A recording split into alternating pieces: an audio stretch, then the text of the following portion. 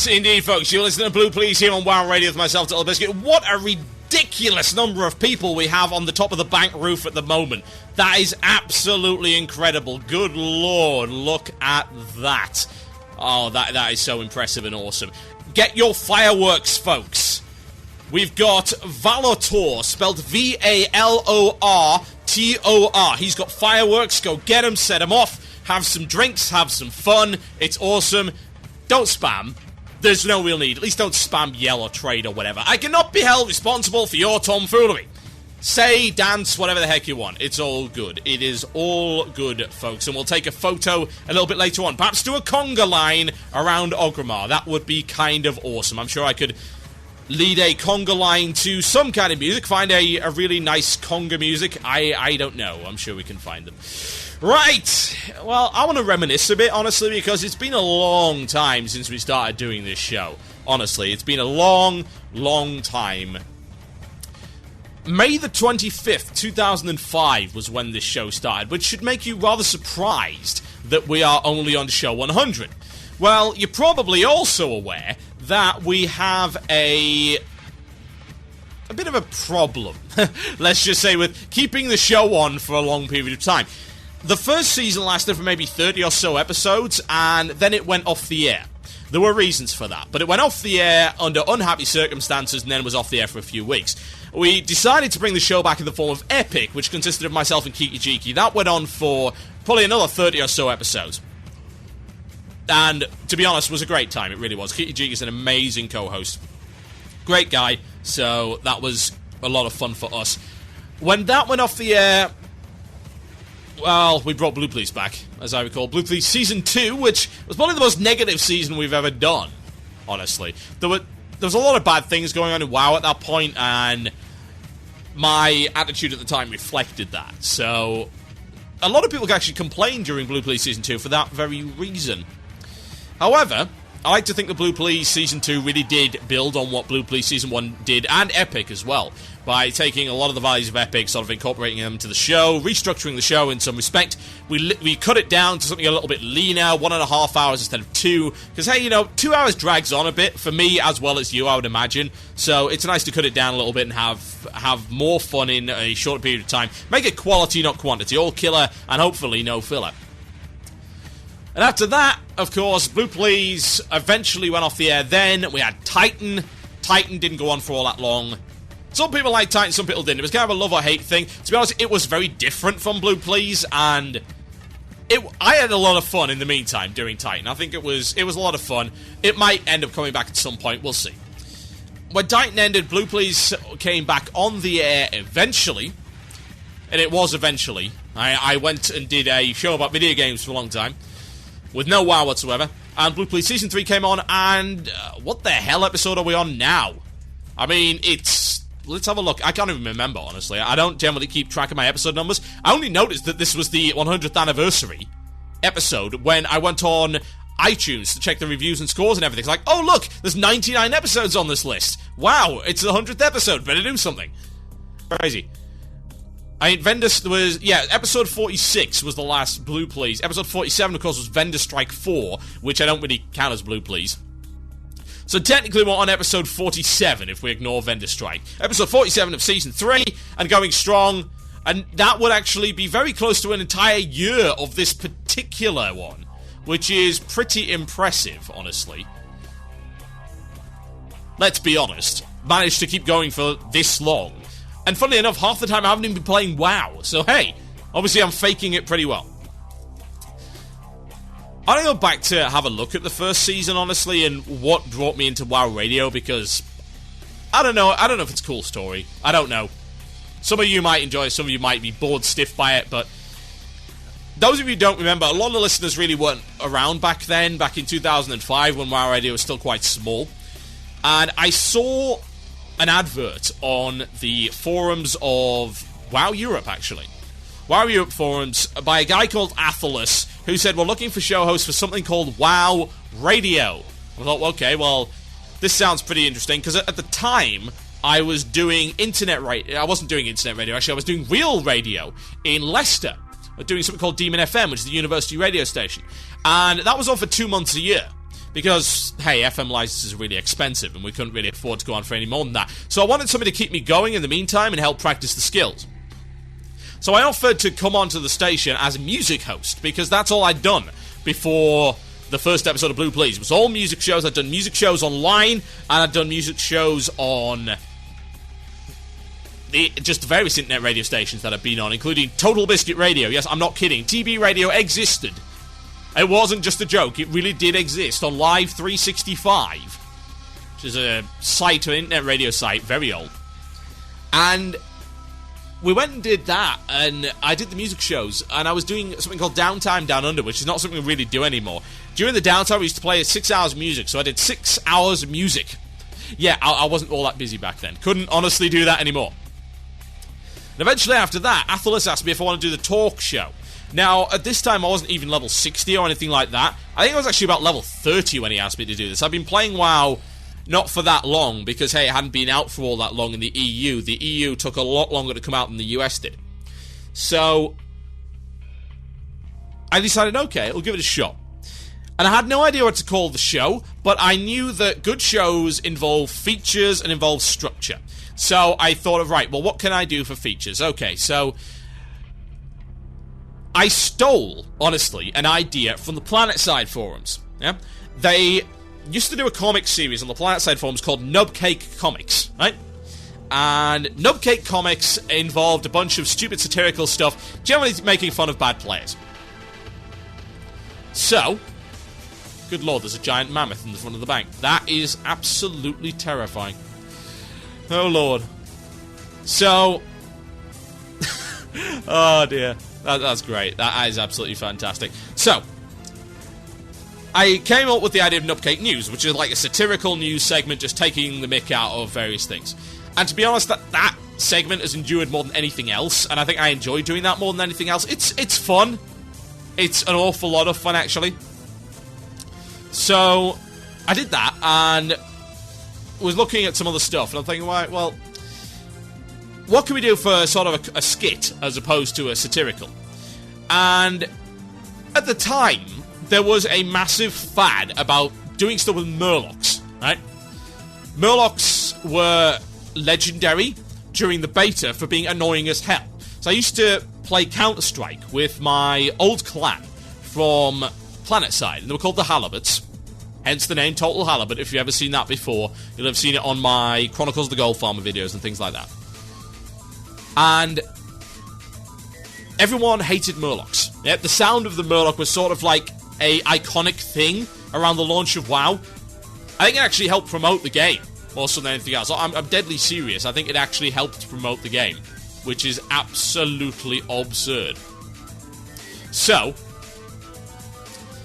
I thought, well, why don't we have a character called the Murloc and make him some kind of like haughty upper class guy and have him answer questions? Because there's a lot of dumb questions all on the newcomers forums, and it's like, have him answer questions, but have him give really bad advice. So, you know, it was inspired, actually, by a column in a tabloid newspaper in the UK called The Sun.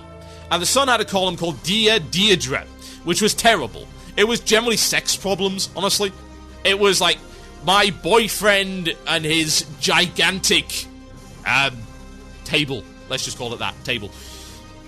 We are having problems fitting the table into my narrow corridor. What can we do? All the stuff like that. So I thought I'd do that, but I'd give loads of bad advice. Because, hey, she did it, why can't I?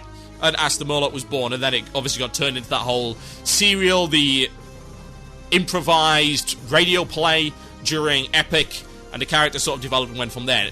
It was pretty awesome, honestly. It's cool to see that the show developed that way, and that the character itself took on a life of its own.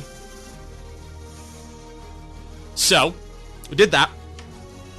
And last but by no means least, well, actually, yes, it is least, come to think of it, rap in the forums. There is no justification for rap in the forums whatsoever. There was nothing behind it, no crazy idea, no inner meaning. It was just stupid. It was like, hey, let's see what happens, it'll be funny. And we did that, and that was it. I have no good excuse or explanation for rap in the forums in any respect. So there you go. That's like the history of the show, in a nutshell, for those of you who haven't been around since 2005. There's one last thing I suppose I should talk about, and that's the name, and where the name actually came from. It was a very popular phrase. It hadn't yet been banned on the forums back in 2005. Blue Please was the way to get the attention, or try to get the attention, of a Blue Poster, a CM, or Blizzard employee. They would say, Blue Please, blah, blah, blah, blah. And generally, it would be a stupid complaint. Yeah? It would be a whine. Now, at the time, I was relatively new to the game, so I hadn't become jaded, so I wasn't really complaining about anything. But when I saw all these guys whining, I was like, Blue Please, oh my god, Blue Please. I thought that would be a great name for a show, particularly if we look at the complaints and we look at the whines and we try and provide something a little bit more concrete, maybe debate them, debunk a few of the stupider ones, see how it goes from there. And hey, Blue Please was born, and I think the name stuck pretty well.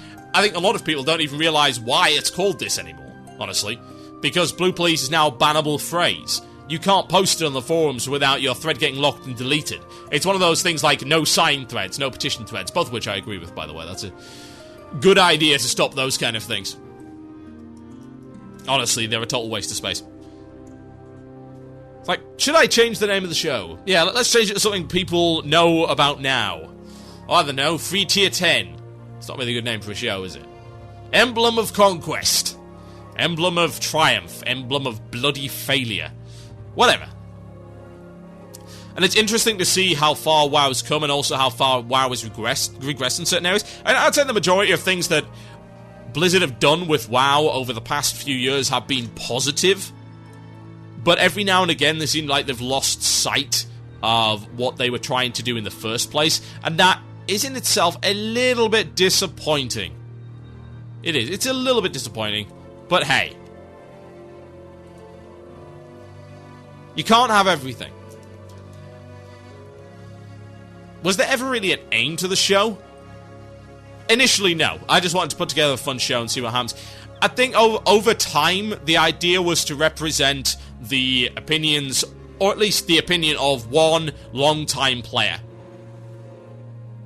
That's always what it's been about. And yeah, the shock jock thing, that's there just because people find it entertaining. It's a bit unique. None of the other WoW shows really do it. There are no other WoW podcasts that I know of that do it. If that's not the case, please email me, themurloc@gmail.com, and let me know who my competition is. So it was a gimmick, it was a little bit unique. It's a character that sort of goes on, and sort of, it's part of the radio voice and the radio personality, it turns on and off. But I think the whole point was really just to represent the opinions of one particular hardcore-ish, old-time-ish player who just wants the game to be good for everybody, and wants the people playing it to be knowledgeable, and to be fun to play with, and hopefully clear out a few idiots in the process. And hey, if Blizzard listens to some of the ideas on the show, that's great. That would be fantastic. I know Blizzard used to listen, maybe they still do. If they do, hi Blizz. You got a good game here. Few problems, but a good game nonetheless. Hopefully, looking forward to really enjoying myself in the game once again. As long as it doesn't involve doing heroics, good lord. My name is Total Biscuit. You're listening to Blue Please here on WoW Radio. When I come back after the break, I'll be talking about heroics. Oh, lord. What can we do to fix heroics, folks? Because lord knows they are broken as sin. It's an original feature. It's back. It's awesome. It's the Murloc. I'll be back after this and a short music break. If you are not in the party, then you are making a grave mistake. Get over to Masrigo, get on the roof of Orgrimmar, and we'll get a conga line going, folks, during the music break. So get ready for the conga line. She'll be fun. And utterly pointless. My name is Total Biscuit. This is Blue Please. This is Ask the Murloc. Enjoy. Ask the Murloc.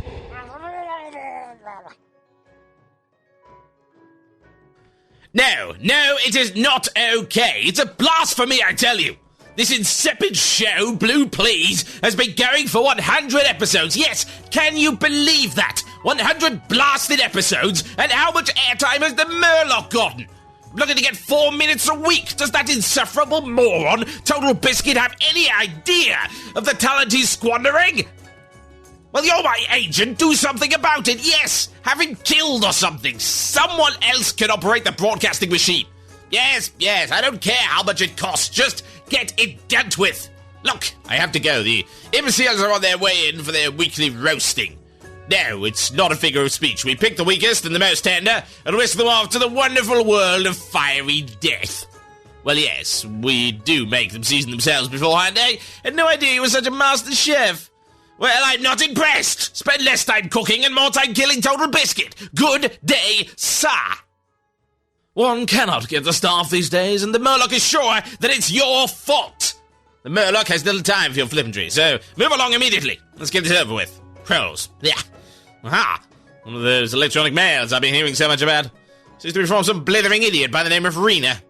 Dear Murloc, I got us some guilds, mainly Proza, who every day ask stupid quest, like what is Anixia head quest reward after rewards has been link 3 times in the raid chat? Or does the Brewfest trinket effect stack with emblem of heroism trinket? So how does I make him stop?